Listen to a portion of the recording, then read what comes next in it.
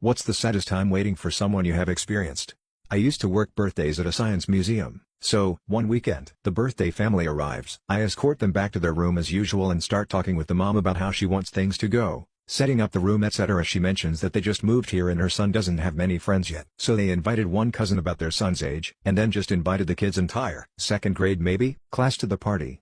An hour goes by and the little cousin has shown up, but nobody else. The little dude invited every kid in his class and not one of them showed up. Now to be honest, the birthday boy himself didn't seem that concerned. He and his cousin were happily playing with each other the whole time. I just don't think he was really that warmed up to the kids in his class to begin with.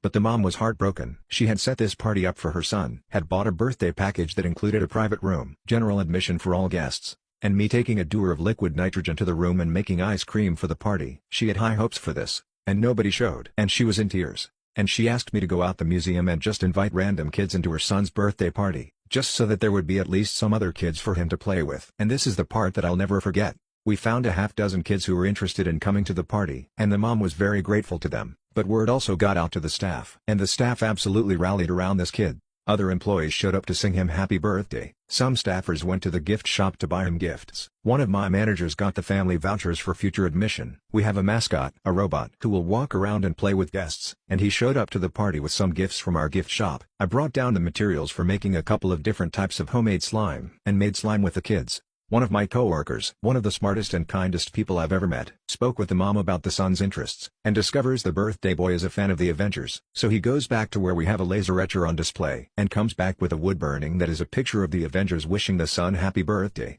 By the end of the party, the mom was in tears again, but for a very different reason. A few days later she sent us the sweetest letter about how much it all meant to her. I worked 3 to 5 birthdays a weekend, every weekend, for about 5 years, and they were always fun. But that was the absolute best day at work I've ever had.